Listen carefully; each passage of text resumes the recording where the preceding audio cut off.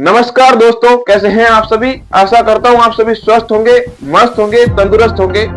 तो मैं श्रीकांत रेगर आप सभी का हार्दिक स्वागत करता हूं हमारे इस YouTube चैनल पर।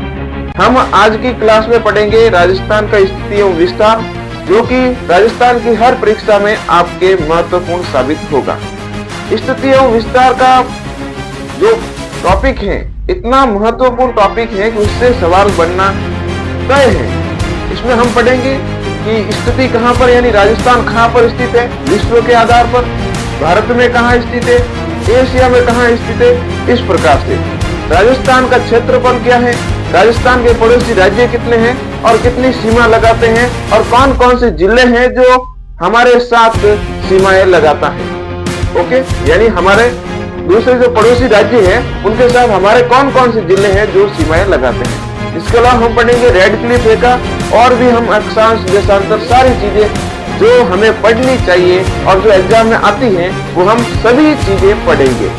तो यदि आप हमारे चैनल पर पहली बार आए हैं तो चैनल को सब्सक्राइब जरूर कीजिएगा, वीडियो को लाइक कीजिएगा और इस वीडियो को ज्यादा से ज्यादा लोगों के पास शेयर कीजिएगा ताकि अन्य लोगों को भी फायदा मिल सके। ओके, तो हम शुरू करते हैं राजस्थान का स्थिति एवं विस्तार।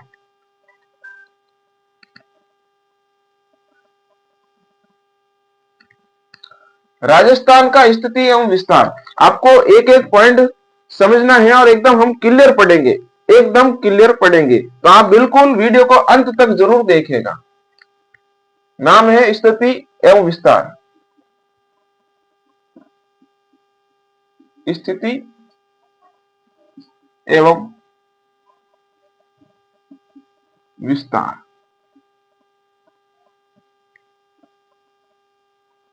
स्थिति यानी कहां पर स्थित है, इसकी स्थिति क्या है, और विस्तार यानी कहां कहां फैला हुआ है। और भी राजस्थान में कोई भौगोलिक चीजें होंगी तो हम वो सारी चीजें देखेंगे। तो हम शुरू करते हैं स्थिति के बारे में। तो पहली बात तो राजस्थान कहां पर स्थित है हमें पता है, भारत में स्थित है। और कहां पर है तो हम देखते हैं एशिया में स्थित है, और हम देखते हैं विश्व यानी ग्लोब पर स्थित है। तो हम सबसे पहले देख लेते हैं ग्लोब के आधार पर। इससे पहले राजस्थान को कहां क्या बोला है, किसने क्या बोला है, और अन्य नाम जो होते जैसे कि महर्षि वाल्मीकि ने ब्रह्मव्रत बोला है। और हम बात करेंगे राजस्थान ना द्वितीय देखने को हमें नाम मिलता है। तो ये सारी चीजें हम और कभी बातें करेंगे या टॉपिक के अंत में बातें करेंगे, क्योंकि ये इतिहास में देखने को मिलेगी हमें एक बार। लेकिन हमें भूगोल पढ़ना है और हमें भूगोल के तौर पर पढ़ना होगा। तो हम सबसे पहले पढ़ेंगे स्थिति। हम पढ़ेंगे स्थिति यानी राजस्थान कहां पर स्थित है। कितनी दिशाएं होती हैं तो कुल होती है 8 दिशाएं। कौन कौन सी दिशा होती है? मुख्य रूप से हमें 4 दिशाएं देखने को मिलती है, जैसे कि ये है, ये उत्तर हो जाएगी, ये दक्षिण हो जाएगी, ये पूर्व हो जाएगी और ये पश्चिम हो जाएगी। इसके अलावा हम 4 दिशाएं और देखते हैं जिसमें ईशान, नैऋत्य, आग्नेय। तो ये सारे, ये ईशान, नैऋत्य, वायव्य और आग्नेय। ईशान, नैऋत्य, वायव्य,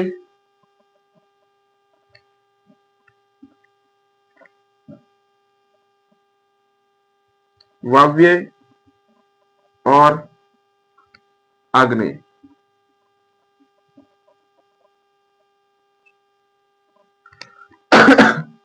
ओके, ये कुल 4 दिशाएं होती है। और इस हिसाब से भी सवाल पूछा जाता है कि राजस्थान भारत में किस दिशा में स्थित है, यानी 4 ऑप्शन देंगे। हम सोचते हैं उत्तर पश्चिम पूछेगा, दक्षिण पश्चिम पूछेगा, या ऐसे पूछेगा। ऐसे नहीं पूछता है एग्जामिनर, सीधा पूछता है कि राजस्थान निम्न में से कौन सी दिशा में स्थित है। क्या ईशान में स्थित है, क्या नैऋत्य में स्थित है, क्या वायव्य में स्थित है, या आग्नेय में स्थित है। तो इसके हिसाब से भी हमें देखने को मिलेगा। कई आपने सुना होगा कि 10 दिशाएं। तो 10 दिशाएं कौन कौन सी होती? 8 तो ये हो गई एक होती है आकाश और एक होती है धरती। इस प्रकार से 10 दिशाएं होती है, उत्तर, दक्षिण, पूर्व, पश्चिम, ईशान, नैऋत्य, वायव्य और आग्नेय। ये कुल मिलाकर हमें 8 दिशाएं भूगोल में देखने को मिलती है। हमारे पुराने ग्रंथों में सब जगह ये 8 दिशाएं हमें देखने को मिलती। अब हम पढ़ेंगे कि विश्व में हमारा राजस्थान कौन सी दिशा में स्थित है। एकदम कंसेप्ट क्लियर करेंगे आपका, यानी आपको सारी चीजें समझ में आनी चाहिए।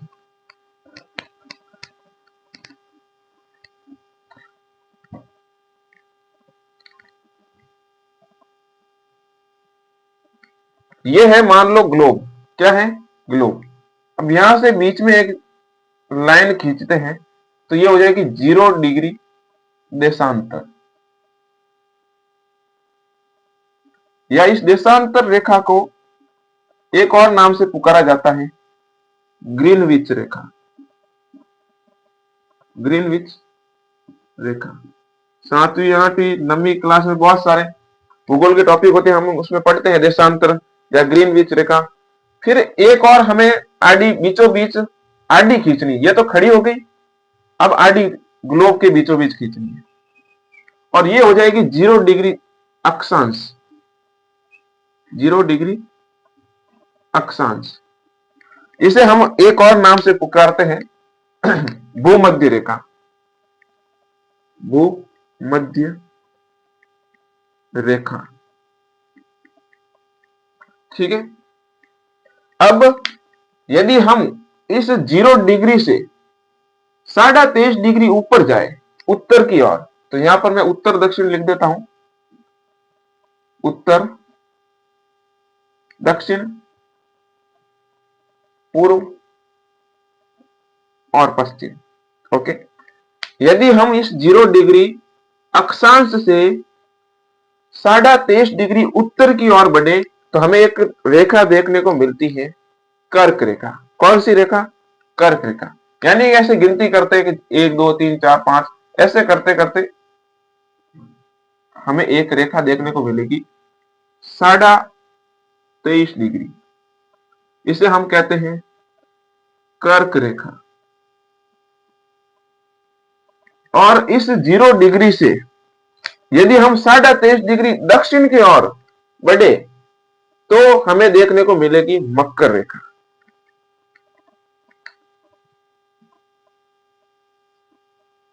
साढ़ा 23 डिग्री हमें कहां पर बढ़ना है? दक्षिण की ओर। 23.5 डिग्री दक्षिण की ओर बढ़े तब हमें मिली मकर रेखा। ये सब ग्लोब पर अंकित है, वास्तविक पृथ्वी पर ऐसी कोई लाइन नहीं बनाई हुई है। ये हमारे भूगोलवेता यानी भूगोल के जो वैज्ञानिक होते हैं, बड़े बड़े प्रोफेसर होते हैं, उन्होंने एक ग्लोब लिया और ग्लोब पर ये सारी रेखाएं खींची है। कभी आपने स्कूल में वगैरह ग्लोब देखा होगा, यहाँ एक ऐसा ग्लोब होता है, उस पर बहुत सारी लाइनें खींची होती है। वो ये लाइन है, जो खड़ी लाइनें हैं वो देशांतर रेखा होगी और जो आड़ी लाइनें हैं, क्षैतिज लाइनें हैं, वो अक्षांश होगी, यानी अक्षांश रेखाएं होगी। ओके, आगे हम बात करते हैं कि हमारा राजस्थान कहां पर स्थित है। राजस्थान हमारा, तो हमें पता है कि राजस्थान से एक रेखा गुजरती है, कर्क रेखा, और भारत से एक रेखा गुजरती है, वो भी कर्क रेखा। यानी जो चीज भारत से गुजर रही है वो हमारे राजस्थान से भी गुजर रही है। ओके तो हमारा जो राजस्थान है वो यहां पर है, यहां पर। ओके, हमारा राजस्थान कहां पर है? तो यहां पर 23.5 डिग्री के जस्ट ऊपर है। यानी कि हमारी जो कर्क रेखा है वो हमारे 2 जिलों से होकर गुजरती है, बांसवाड़ा और डूंगरपुर से। बांसवाड़ा के कुशलगढ़ तहसील से और डूंगरपुर के चीखली गांव से गुजरती है।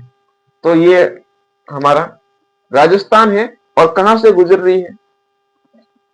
23.5 डिग्री कर्क रेखा हमारे राजस्थान से गुजर रही है। इसके अलावा हमारे भारत के 8 राज्यों से गुजरती है, जिसमें गुजरात हो जाएगा, और भी बहुत सारे हैं। भारत भूगोल पढ़ते हैं उसमें हमें देखने को मिलती है।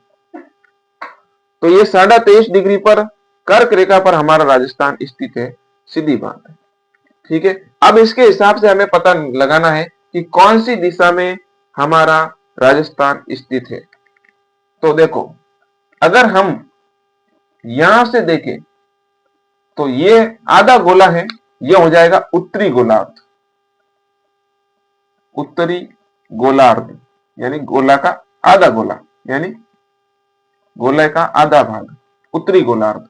और ये हो जाएगा दक्षिणी गोलार्ध।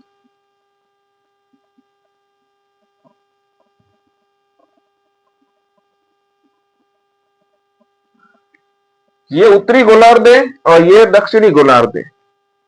अब कैसे पता चला? क्योंकि हमने इस गोले को दो भागों में बांट दिया, ऊपर वाला उत्तर की ओर और नीचे वाला दक्षिण की ओर है, सीधी बात। ओके, तो जो उत्तरी गोलार्ध में है हमारा राजस्थान वहां पर है, दक्षिणी गोलार्ध में नहीं है। हमारा राजस्थान उत्तरी गोलार्ध में है, हमारा भारत कहे तो उत्तरी गोलार्ध में। ओके,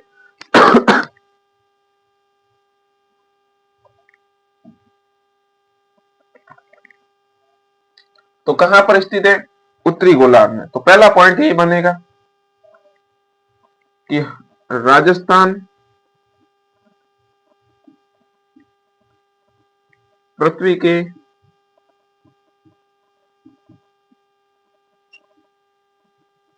उत्तरी गोलार्ध में है, पहला पॉइंट। ओके, अब हमें दूसरा पॉइंट देखना है कि हम इस गोले को खड़ा काट दे बीचों बीच से, तो यहां पर हो जाएगा ये पश्चिमी गोला और ये हो जाएगा पूर्वी गोला। तो हमारा राजस्थान किस ओर है? तो पूर्वी गोले में है। तो ऐसे हम देखें तो राजस्थान पूर्वी गोलार्ध में है। कौन से गोलार्ध में है? तो पूर्वी गोलार्ध में।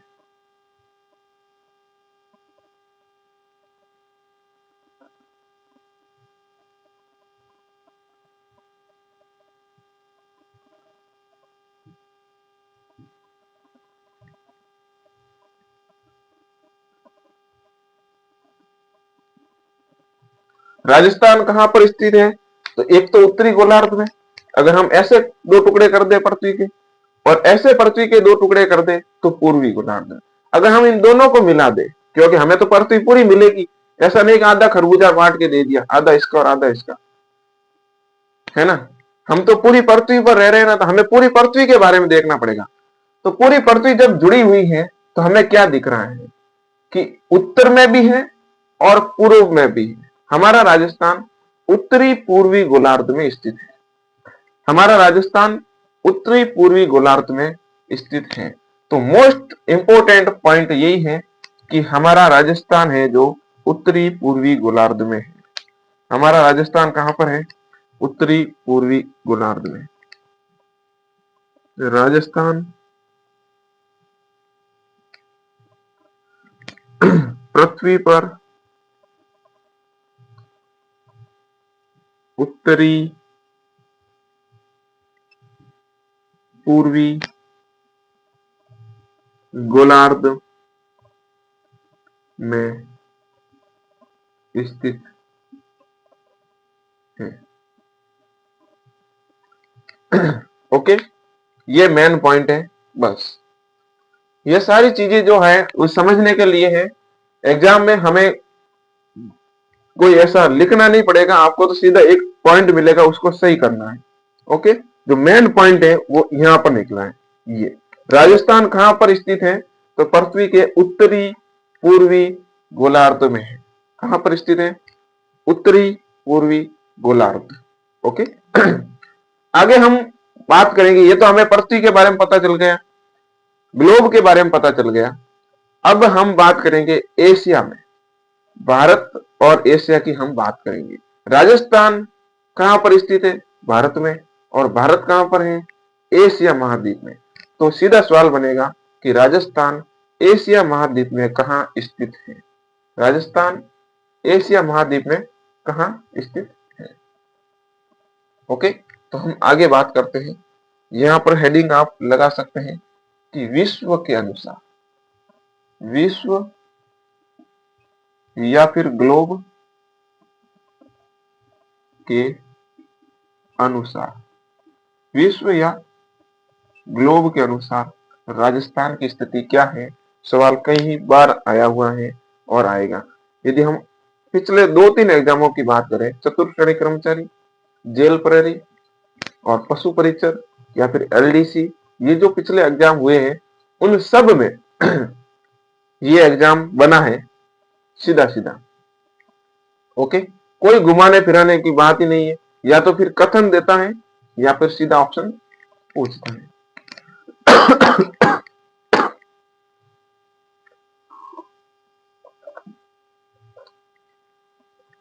ओके, तो ये आप लिख लीजिए या स्क्रीनशॉट ले लीजिए।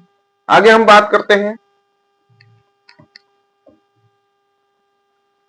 आगे हम बात करेंगे एशिया के बारे में, यानी एशिया महाद्वीप में हमारा राजस्थान कहां पर स्थित है। एशिया महाद्वीप में हमारा राजस्थान कहां पर स्थित है। एशिया महाद्वीप में हमारा राजस्थान कहां पर स्थित है। तो मैं एशिया का थोड़ा सा नक्शा बनाने की कोशिश करता हूं।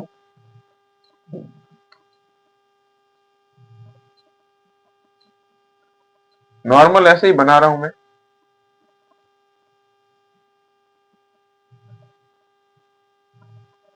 ठीक है, ये हो गया और ये हमारा भारत है एशिया में और ये श्रीलंका। ओके, और हमारा राजस्थान कहां पर है, तो हमारा राजस्थान ये यहां पर है। ओके, मानना है, एकदम छाप तो सकता नहीं मैं, नॉर्मली ऐसे बनाया है। अब हम इसको भी ऐसे 2-4 भागों में बांटते हैं, उत्तर पश्चिम, उत्तर दक्षिण, पूर्व पश्चिम में।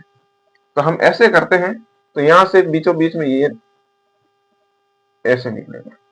ओके, और एक निकलेगा सीधा ऐसे। अब ये तो हो जाएगा हमारा उत्तर,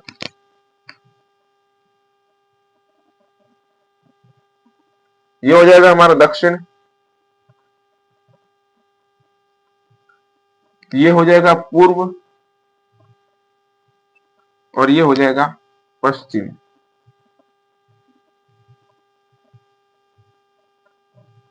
ओके, अब हमें देखना है कि हमारा राजस्थान कहां पर स्थित है। दक्षिण में है, एशिया के दक्षिण में है और एशिया के पश्चिम में। ओके, ये हमें देखना है। ये नक्शा मैंने मेरे हिसाब से ऐसे ही बनाया है, लेकिन वास्तविक स्थिति यही है कि एशिया के दक्षिण में है और एशिया के पश्चिम में है। कहां पर है, एशिया के दक्षिण पश्चिम में हमारा राजस्थान स्थित है। तो एशिया के दक्षिण पश्चिम में हमारा राजस्थान स्थित है। एशिया के दक्षिण पश्चिम में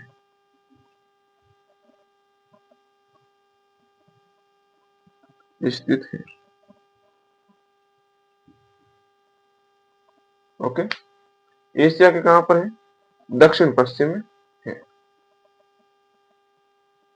अब हम अगली बात करेंगे भारत के अनुसार।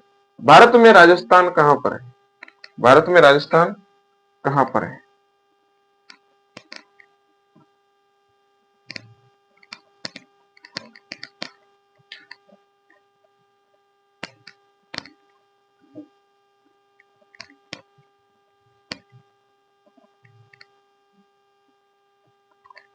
तो मैं थोड़ा सा भारत का नक्शा बनाने की कोशिश करता हूं।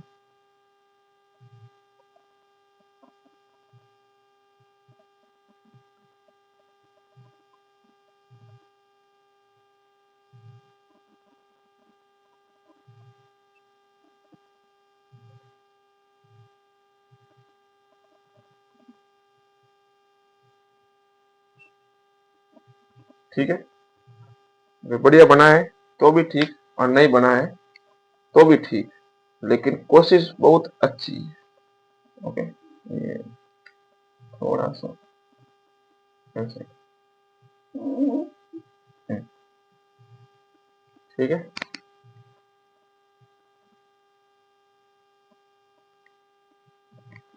ओके, अब हमें इसको, इसके भी 2 टुकड़े करने हैं, एक तो उत्तर दक्षिण के हिसाब से और एक पूर्व पश्चिम के हिसाब से। तो पहले कर देते हैं उत्तर दक्षिण के हिसाब से। तो ये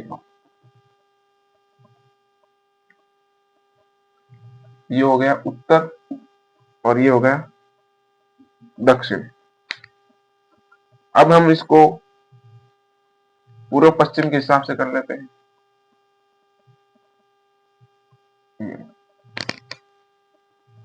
ये पूर्व और ये पश्चिम। अब हमारा राजस्थान कहां पर है? तो हमारा राजस्थान ये रहा, ऐसे है नॉर्मल। तो उत्तर में है हमारा राजस्थान, उत्तर में है और पूर्व पश्चिम में है। उत्तर में है और पश्चिम में है, यानी कि हमारा राजस्थान उत्तर पश्चिम भारत में स्थित है। उत्तरी भारत में है और पश्चिमी भारत में है। ओके, यानी कि उत्तर पश्चिम भारत में हमारा राजस्थान स्थित है। उत्तर पश्चिम भारत में राजस्थान स्थित है।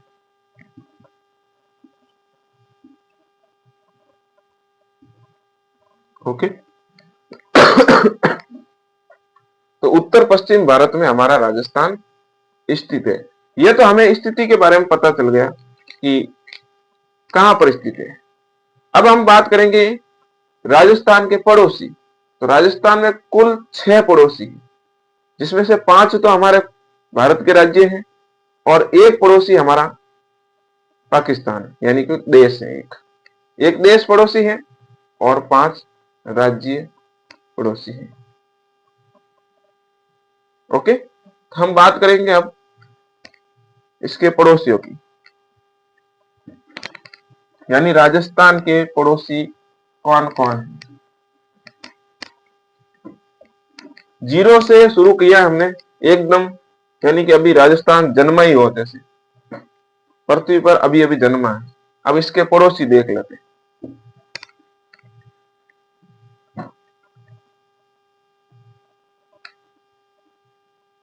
तो राजस्थान के पड़ोसी कौन कौन है?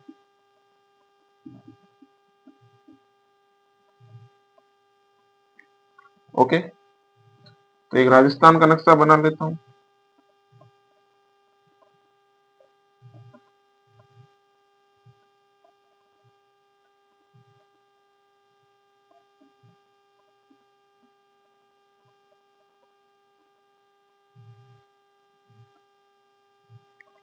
ठीक है, ये छोटा सा राजस्थान का हमने नक्शा बना दिया। ये नक्शा। अब हम देखते हैं कि इसके पड़ोस में कौन कौन है।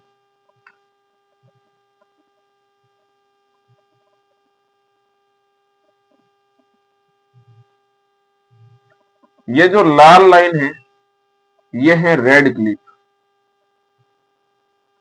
ये जो लाल लाइन है ये है रेड क्लिफ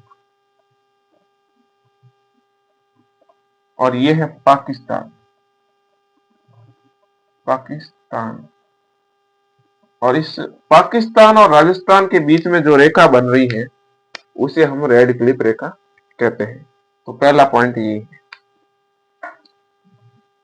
कि भारत व पाक के मध्य सीमा विभाजन को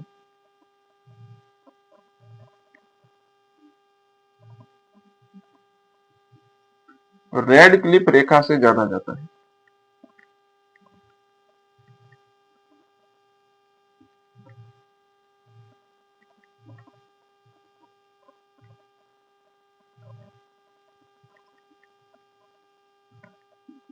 रेड क्लिफ रेखा से जाना जाता है। अब इसे रेड क्लिफ रेखा क्यों कहते हैं? क्योंकि हमारे यहाँ पर एक अंग्रेज अधिकारी हुए थे। जैसे ही भारत को आजाद करने की बात हुई तो मुस्लिम लीग ने अपना एक अलग से देश बनाने की इच्छा जाहिर की। अंग्रेजों ने सोचा कि जाते जाते कुछ तो करते जाए, तहस नहस। तो उन्होंने तहस नहस किया और सर सिरिल रेडक्लिफ नाम से एक व्यक्ति को भेज दिया।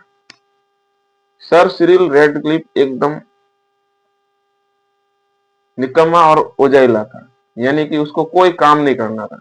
अब उसको बोला कि भाई दो देश बनाने हैं, जिसमें एक तरफ तो होना चाहिए पाकिस्तान और एक तरफ होना चाहिए भारत। तो चलो बाउंड्री खींचते हैं। अब उसको पता चल गया कि भारत तो बहुत लंबा चौड़ा है।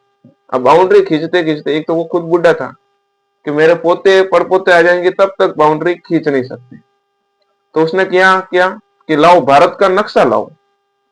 उसने भारत का नक्शा मंगाया और एक लाइन ली, एक पेन ली और सीधी एक लाइन खींच दी उसके हिसाब से।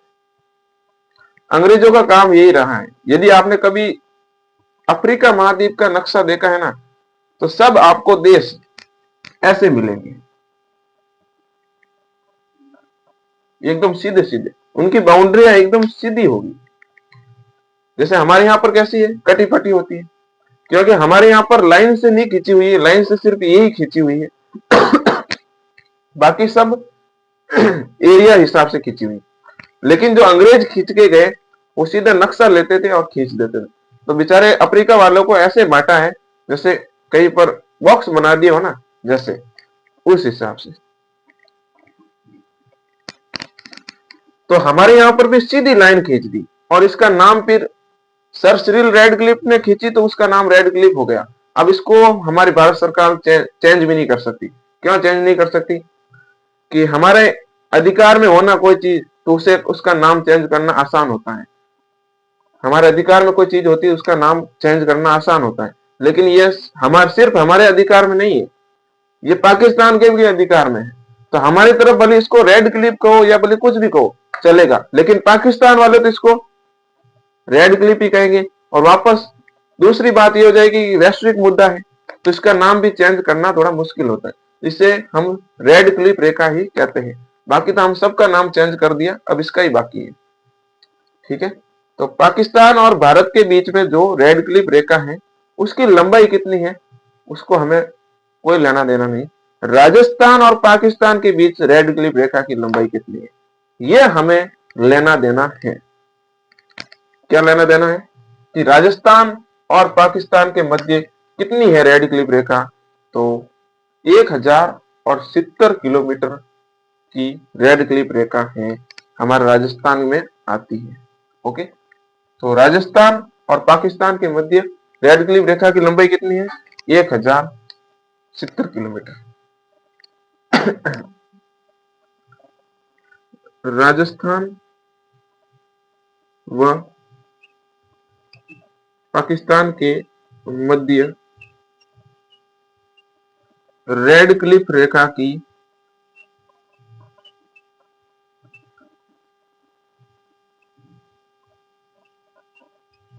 लंबाई 1070 किलोमीटर है। ठीक है, कितनी है? 1070 किलोमीटर। ये तो रेड क्लिफ हो गई। अब ये रेड क्लिफ हमारे यहाँ पर कौन से जिले से शुरू होती है और कौन से जिले पर आकर खत्म होती है, और उस जिले के स्थान से कौन से स्थान से शुरू होती है और कौन से स्थान पर खत्म होती है, ये दो चीज देखनी। तो जिला और उस जिले का स्थान। तो सबसे ऊपर हमारे राजस्थान में एक जिला पड़ता है, बड़ा ही सम्मानजनक नाम है इसका, श्री गंगानगर। धान का कटोरा श्री गंगानगर से शुरू होती है और बाड़मेर में जाकर खत्म होती है। तो ये जो लाल निशान लगाया हुआ है यहां पर हो जाएगा बाड़मेर। बाड़मेर, ओके। अब श्री गंगानगर का कौन सा स्थान है और बाड़मेर का कौन सा स्थान है? तो श्री गंगानगर का स्थान है हिंदूमल कोट। श्री गंगानगर में एक जगह पड़ती है हिंदूमल कोट।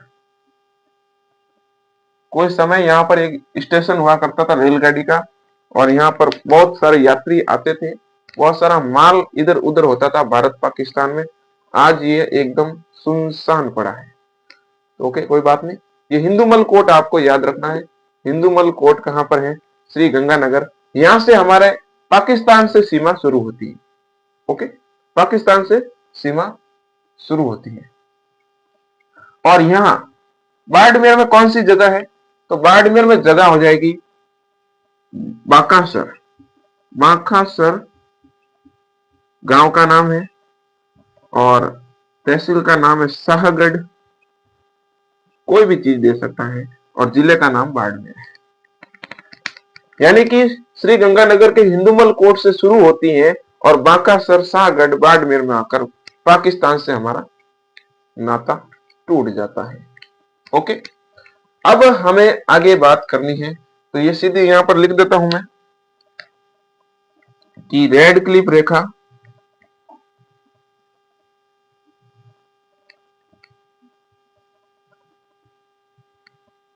हिंदूमल कोट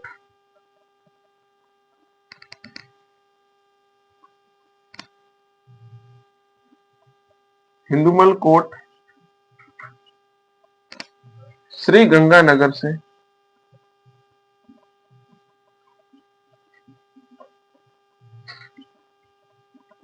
शुरू होकर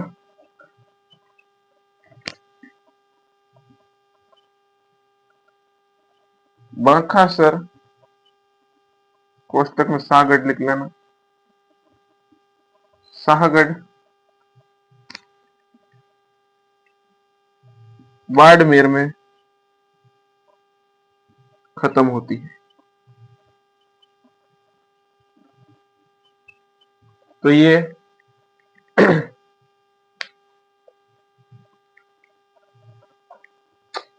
राजस्थान का पड़ोसी भारत है, भारत का पड़ोसी हमारा पाकिस्तान हो जाएगा।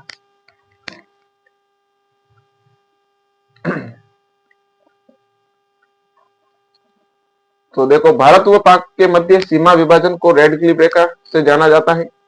राजस्थान व पाक के मध्य रेड क्लिफ रेखा की लंबाई 1070 किलोमीटर है। रेड क्लिफ रेखा हिंदूमल कोट श्री गंगानगर से शुरू होकर बाकासर, शाहगढ़, बाड़मेर में खत्म होती है। ओके, तो यह हमने पाकिस्तान और राजस्थान के मध्य जो सीमा है उसके बारे में बात की। कल हम दूसरी सीमा के बारे में बात करेंगे। दूसरी सीमा कैसे? राज्यों के साथ, जैसे यहां से यहां तक पंजाब है, यहां से यहां तक हरियाणा है, यहां से यहां तक उत्तर प्रदेश है, यहां से यहां तक एमपी है, और यहां से यहां तक गुजरात है। ये सारी चीजें हम कल की क्लास में देखेंगे। यदि आपको वास्तव में मजा आया है और वीडियो को आपने यहां तक पूरा देखा है, तो आप कल जरूर देखिएगा हमारा दूसरा वीडियो। वास्तव में क्लास लाजवाब होगी, मजेदार होगी और आपको फायदा भी होगा। धन्यवाद, मिलते हैं हम एक नए वीडियो के साथ। तब तक जुड़े रहिएगा, चैनल को सब्सक्राइब जरूर कीजिएगा। धन्यवाद।